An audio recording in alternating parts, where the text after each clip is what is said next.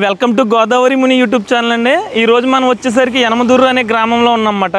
ఇక్కడికి రావడానికి గల కారణం ఏంటి అంటే ఇక్కడ శివుడు వచ్చేసరికి తలక్రిందులుగా తపస్సు చేస్తున్నట్టుగా ఉంటుంది ఆలయం వచ్చేసరికి. మనం ఇక్కడ చూడవచ్చు. అంటే భీమవరం నుంచి ఇక్కడికి వచ్చేసరికి 5 కిలోమీటర్లు ఉంటుంది. ఒకసారి లోనికి వెళ్ళి ఆలయం ఏ విధంగా ఉంది, అలాగే ఈ గ్రామం కూడా ఏ విధంగా ఉందో ఏంటనేది చూద్దాం.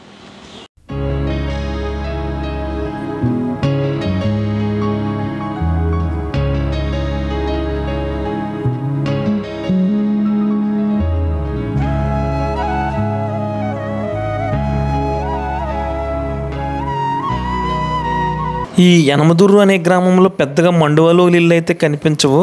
ఒకటి తప్పితే 2 ఇళ్ళు అయితే ఉన్నాయి ఈ గ్రామం మొత్తం మీద. ఇప్పుడు మనం చూస్తున్నది కూడా ఒక మండువాలు ఇల్లు. ఇల్లు అయితే చాలా పెద్దగా బాగుంది, కానీ ఇల్లంతా చూపించి ఇల్లు గురించి చెప్దామంటే ఇంటి దగ్గర ప్రస్తుతం ఎవరూ లేరు. ఈ ఇంటికి సంబంధించిన వీడియో అయితే తర్వాత ఒక ఫుల్ వీడియో అయితే చేస్తాను. ఇక తలక్రిందులుగా వెలిసి ఎన్నో పూజలు అందుకుంటున్న ఆ పరమేశ్వరుడి ఆలయానికి అయితే వెళ్దాము. ఈ యనమదుర్రు గ్రామంలో వెలిసిన ఆ పరమేశ్వరుడిని శక్తీశ్వరుడిగా ఇక్కడైతే కొలుస్తారు. మనం మరెక్కడ కూడా తలక్రిందులుగా ఉన్న పరమేశ్వరుడిని అయితే చూడం. అలాగే ఇక్కడున్న కోనేరు కూడా ఎంతో మహత్యం కలిగి ఉందంట. ఈ ఆలయం యొక్క పూర్తి విశిష్టతను అయితే ఆలయంలోని అర్చకులను అడిగి అయితే తెలుసుకుందాం. ఈ గ్రామం చేరుకోవాలి అంటే ఆంధ్రప్రదేశ్ రాష్ట్రం పశ్చిమ గోదావరి జిల్లాలోని భీమవరం నుంచి ఇక్కడికి రావాల్సి ఉంటుంది. భీమవరం వరకు అయితే ట్రైను బస్సు సదుపాయం అయితే ఉంటుంది, కానీ ఈ గ్రామానికి బస్సు సదుపాయం ఉండదు. ఆటోలోనే రావాల్సి ఉంటుంది.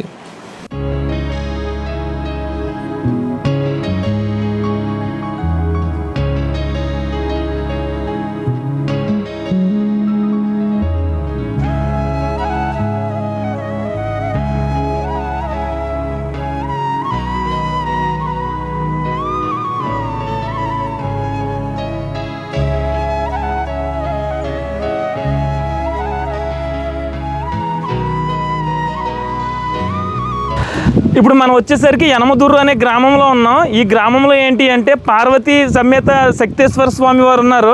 అంటే మనం భారతదేశంలో ఎక్కడ చూసినా సరే ఈశ్వరుడు మామూలుగానే ఉంటారు, కానీ ఈ గ్రామంలో వచ్చేసరికి తలకిందులుగా ఉంటారన్నమాట.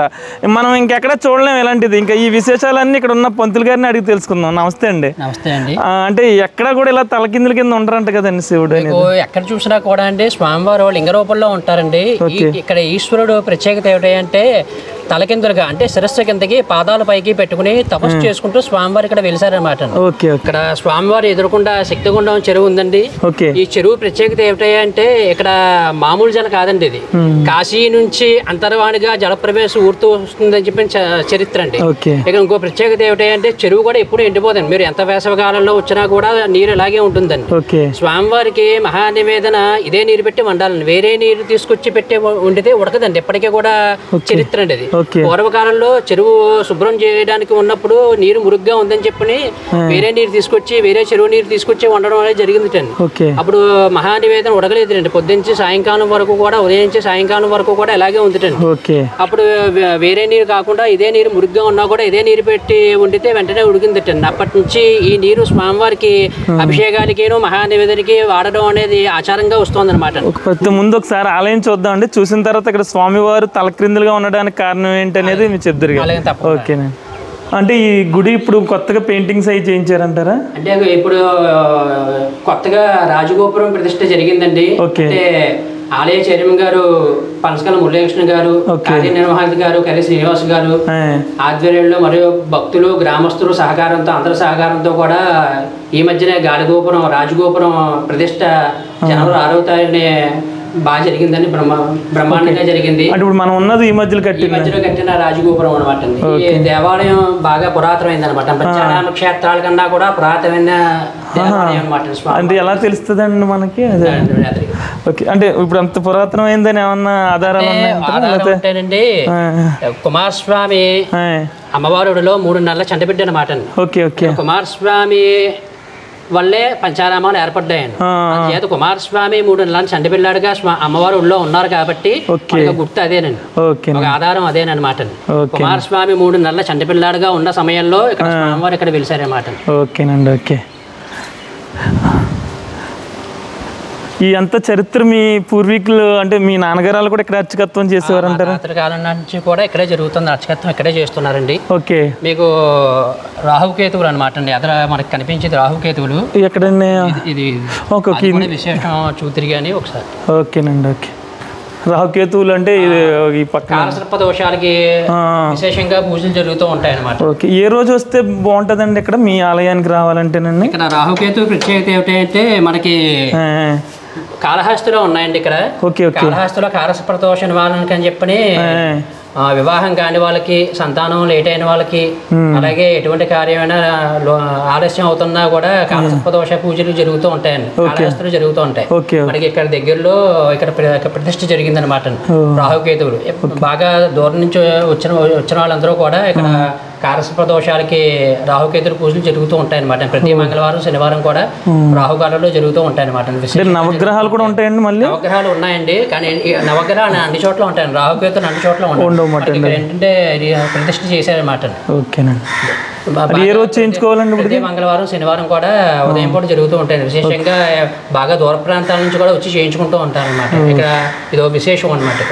ఈ దేవాలయంలో ఇది ఒక విశేషం దేవాలయం అనమాట. అన్ని చోట్ల జరగండి. మీకు కాళహస్తి తర్వాత మళ్ళీ పెదకాకాని మళ్ళీ ఇక్కడే ఉన్నాయన్నమాట. రాహు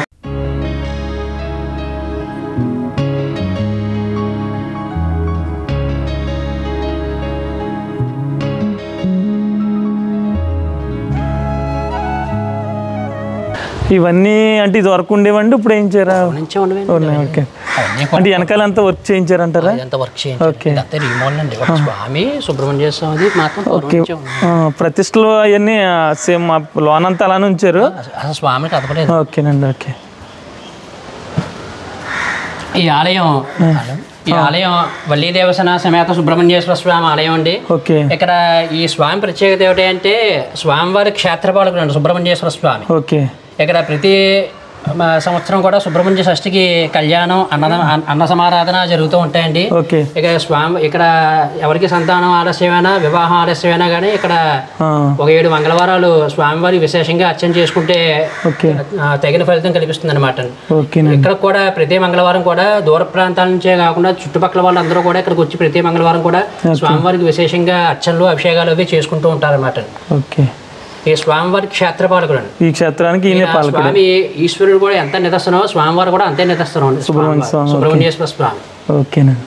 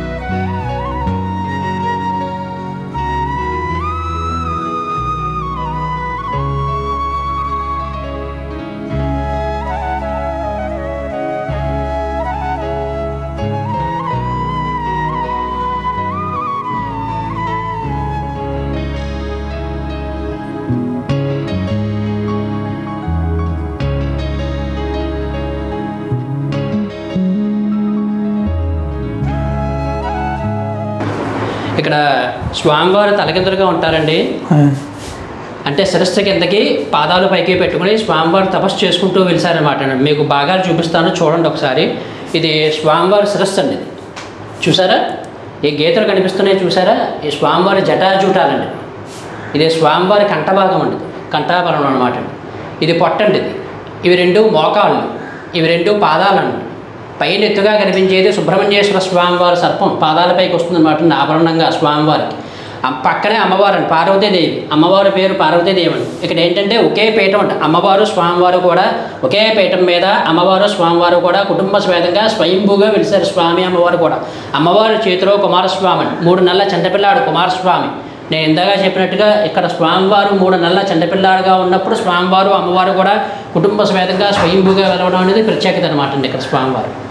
అంటే స్వామివారు ఇక్కడ ఇలా తలకిందులుగా వెళ్ళడానికి గల చరిత్ర ఏమన్నా మీకు ఐడియా ఉందంటారా? అంటే ఇక్కడ స్వామివారు ఎలాగంటే తలకిందులుగా వెలిసారండి. స్వామి శిరస్సు కిందకి పాదాలపైకి పెట్టుకుని వెలిసారు.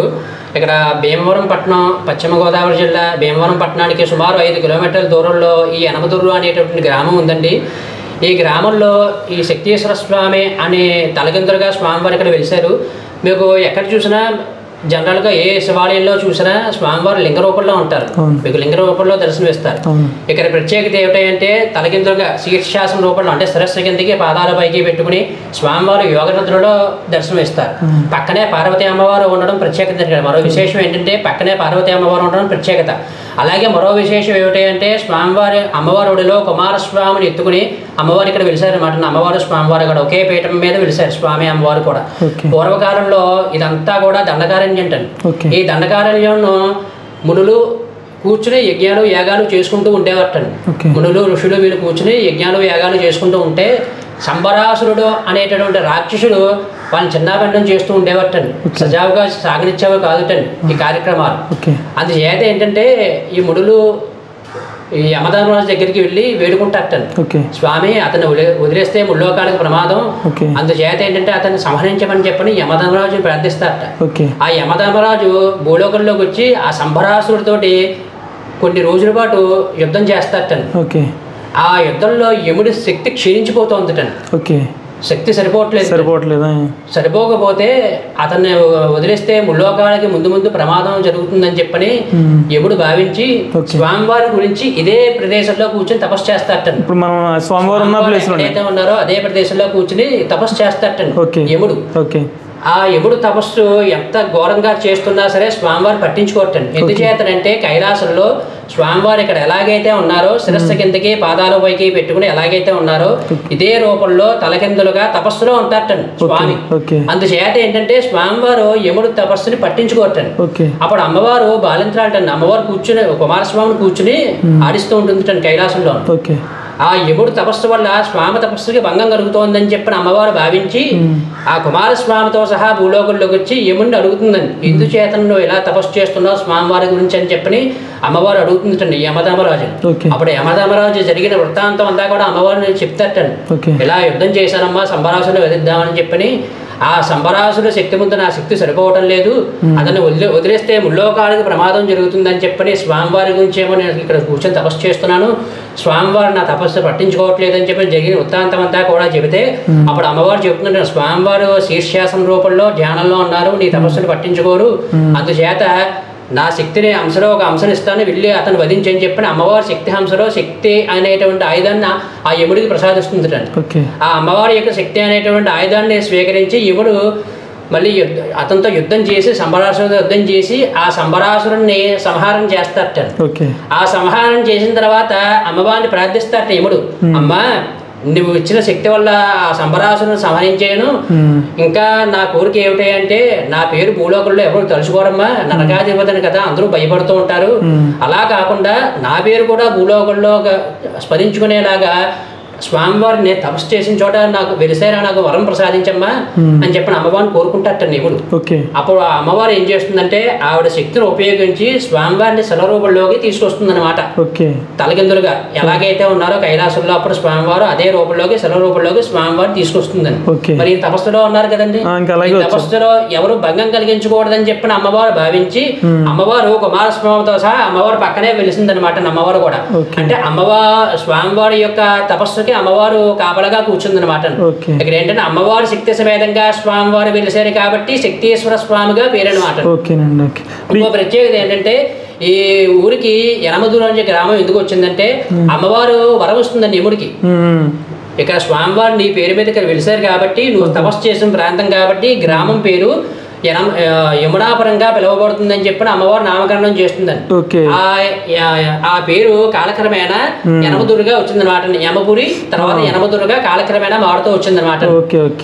అర్థమైందండి, అమ్మవారు ఆ విధంగా వరవిస్తుందన్నమాట యమధర్మరాజుకి. అందుచేత ఏమిటంటే ఇక్కడికి వచ్చిన ప్రతి వాళ్ళు కూడా యమధర్మరాజుని తలుచుకుని యనమదుర్రు అని చెప్పని పేరు తలుచుకుని స్వామివారి దర్శనం చేసుకుంటారు అనమాట. అలా వరవిస్తుందన్నమాట అమ్మవారు.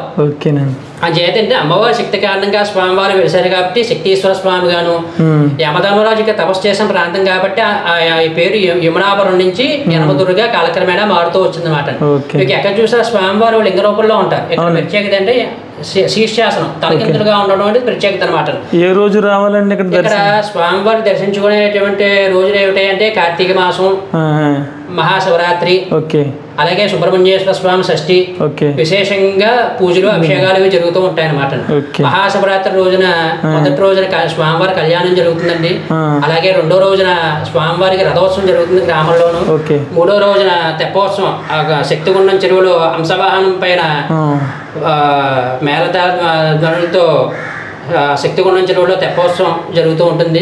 అలాగే సుబ్రహ్మణ్యేశ్వర స్వామి క్షేత్ర పాల్గొన సుబ్రహ్మణ్యేశ్వర షష్ఠి నాడు స్వామివారికి కళ్యాణమును అన్నదానం విశేషంగా జరుగుతూ ఉంటాయండి. ఇక్కడ స్వామివారికి అభిషేకం దర్శనం ప్రత్యేకత ఏమిటి అంటే ఇక్కడ యమధర్మరాజు సంచరించిన ప్రాంతం కాబట్టి ఆయన కోరుకుంటే ఇక్కడ స్వామివారు వెలిసారు కాబట్టి ఇక్కడ స్వామివారు దర్శించుకోవడం వల్ల ఏమిటంటే అనారోగ్య సమస్యలు, అపమృత్యు దోషాలు, యమగండాలు నివారించబడతాయని చెప్పిన అమ్మవారు వరమిస్తుందండి యముడికి. ఇక్కడ ప్రత్యేకత ఏమిటంటే అదేనండి. యమగండాలు ఏమైనా ఉంటే ఇక్కడ స్వామివారు దర్శించుకోవడం వల్ల అంటే ఎందుకంటే యముడు కోరుకుంటే ఇక్కడ వెలిసారు కాబట్టి యమగండాలు, అపమృత్యు దోషాలు, అనారోగ్య సమస్యలు లాంటి దీర్ఘకాలిక వ్యాధులు లాంటివి అన్నీ కూడా నివారించబడతాయని చెప్పిన చరిత్ర అండి. ఇక్కడ ఇంకో ప్రత్యేకత ఏమిటంటే అమ్మవారు కుమారస్వామిని కూర్చోబెట్టుకుని ఇక్కడ వెలిసారండి. కుమారస్వామి చండబిడ్డ చూపించాను ఇప్పుడు. అందుచేత ఏంటంటే ఇక్కడ సంతానం లేని స్త్రీలు ఇక్కడ వచ్చి అమ్మవారు దర్శనం చేసుకోవడం వల్ల ఏమిటి అంటే శీఘ్రంగా సంతానం కలుగుతుందండి. అలాగే వివాహం కాని వారు కూడా ఇక్కడ దర్శనం చేసుకోవడం వల్ల శీఘ్రంగా వివాహం జరుగుతూ ఉంటుంది. సుబ్రహ్మణ్యేశ్వర స్వామి దర్శనం అయితే చేసుకోవడం వల్ల ఇక్కడ ఏంటంటే కాలసర్ప దోషాలకి రాహుకేతుల పూజలు అన్నీ కూడా జరుగుతూ ఉంటాయండి. విశేషంగా ఇటువంటి గ్రహ దోషాలు ఇవి కూడా ఇక్కడ దర్శనం చేసుకోవడం వల్ల ఏమిటంటే నివారించబడతాయని చెప్పి చరిత్ర అన్నమాట. మీ పేరు అడగలేదండి అందుకే. నా పేరు కొడమంచిరి తమ్మిరాజు శర్మ. ఓకే. ఇక్కడికి వస్తే ఇంకా మీరే ఉంటారేమో. మనకి భీమవరం నుంచి ఆటోలు అయ్యి ఉంటాయి అంటారు. ఇక్కడికి నుంచి ఆటోలు ఉంటాయండి. ప్రతి అరగంటకి కూడా ఆటో ఉంటుంది. మావుళ్ళగూడ దగ్గర నుంచి 6 కిలోమీటర్లు వస్తుందండి చేసుకోవడానికి. ట్రైన్ అంటే మనకి భీమవరం నుంచి ట్రైన్ వచ్చి అక్కడి నుంచి మళ్ళీ బస్సు నుంచి ట్రైన్ దాకా వచ్చి బస్సు తక్కువ అనుకుంటానండి. బస్ రూట్ లేదంటే ఇక్కడ ఆటో రూట్ ఉందండి. ఆటో సౌకర్యం ఉంది. ఈ వీడియో చూసిన ప్రతి ఒక్కరు కూడా స్వామివారి దర్శనం చేసుకోగలరని చెప్పి భావిస్తున్నాం. అలాగే ఇక్కడ ఆలయ చైర్మన్ గారు పనసకల్ల మురళీకృష్ణ గారు, ఆలయ ఈవో గారు, కార్యనిర్వహణ గారు కదే శ్రీనివాస్ గారు, అలాగే ట్రస్ట్ బోర్డు సభ్యులు, గ్రామస్తులు, భక్తులు సహకారంతో ఇక్కడ అన్ని కార్యక్రమాలు కూడా భక్తులకు ఎటువంటి ఇబ్బంది లేకుండా కూడా ప్రతి సంవత్సరం కూడా కార్యక్రమాలను కూడా విశేషంగా నిర్వహిస్తూ ఉంటారండి. ఓకే సరే. ఓకే, థ్యాంక్స్ అండి. ధన్యవాదాలు.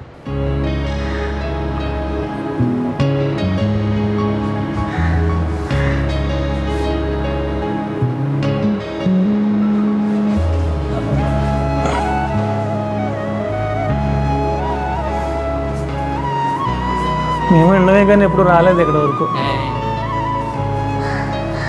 మాకు ఇప్పుడు అవకాశం కలిగింది.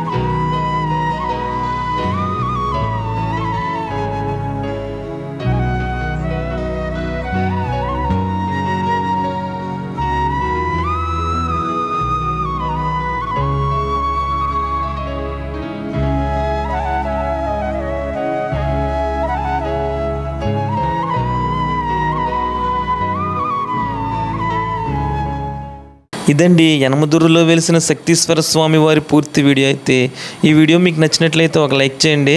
ఇక ఈ గ్రామం గురించి మీరేమనుకుంటున్నారో కింద కామెంట్స్లో అయితే తెలియజేయండి. ఇలాంటి మరిన్ని వీడియోస్ కోసం చూస్తూనే ఉండండి గోదావరి ముని యూట్యూబ్ ఛానల్.